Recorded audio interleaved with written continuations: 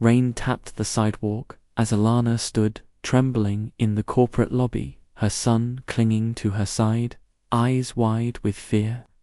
Moments earlier, she'd been escorted out like a criminal, fired for bringing him to work during an emergency.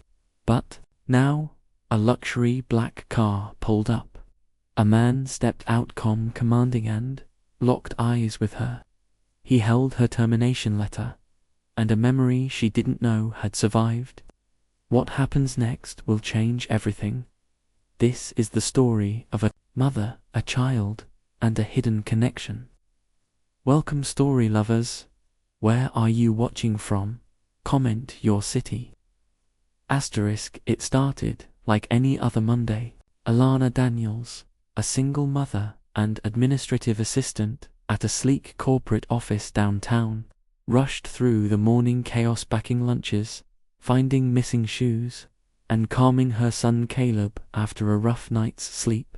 With no babysitter available and school unexpectedly closed, she made a quick choice: bring him to work and keep him quietly beside her desk. Alana was known for her precision, kindness, and tireless work ethic. Her colleagues often leaned on her, though few ever noticed the weight she carried alone. That morning, she wore her usual calm, like armor, masking the exhaustion behind her practiced smile. She thought it would be fine, just one quiet day, just her son reading silently with headphones. But what Alana didn't see coming was a storm she had unknowingly stepped into. One that would not only shatter her career, but expose something much deeper. Wait a second. If you enjoy this story, please support us by clicking the like button. We'd also love to know. Comment below and tell us which city you're watching from. If you'd like to see Alana kept her head down that day, focused on meeting deadlines and handling last-minute requests from executives who barely remembered her name. Caleb sat quietly beside her, sketching superheroes in a notebook, his hoodie pulled over his head like a shield. For hours, everything was smooth until the regional director walked in unexpectedly for a surprise inspection. He barely glanced at Alana before his gaze dropped to the small boy beside her desk.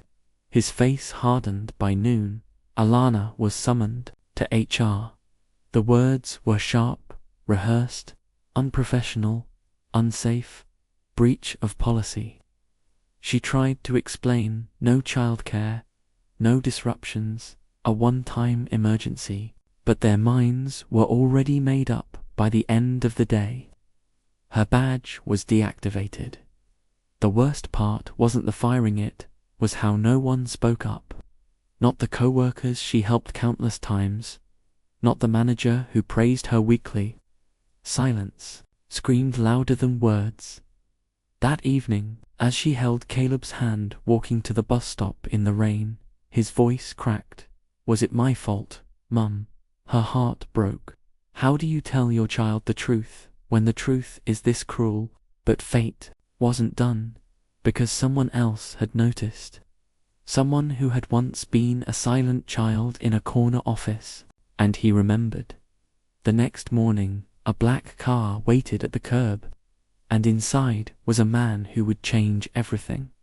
Alana stood frozen in the marble lobby, face to face with the man from the black car, the newly appointed CEO. He was the boy she once shielded years ago, a foster child she had comforted during her internship at a community center. And now, he held her termination letter in his hand, his jaw clenched. They fired you for protecting your son. His voice trembled not with pity, but rage. Within minutes, HR was called back. Executives scrambled. The same director who dismissed her now fumbled excuses. But it was too late. The damage was done, and this time, someone powerful was watching. Alana didn't know whether to cry or collapse. For the first time in her life, the system blinked, and then the CEO turned to her and said, "You're not going anywhere. We are."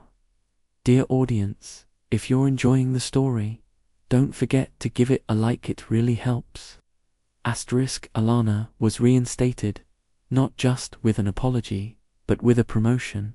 The CEO made it clear no one would be punished for being a parent, especially not in a world that already makes it harder for single black mothers to be seen, heard, or respected. Caleb smiled differently now, like he knew his mum was a fighter. And Alana, she walked those halls with her head high, no longer invisible. But this story isn't just hers. It's a reflection of how easily systems discard those they deem inconvenient. How often do we let silence speak for us? And how many Alanas are still waiting for justice that may never come? Thanks for watching. Subscribe to our channel for more powerful stories and new videos.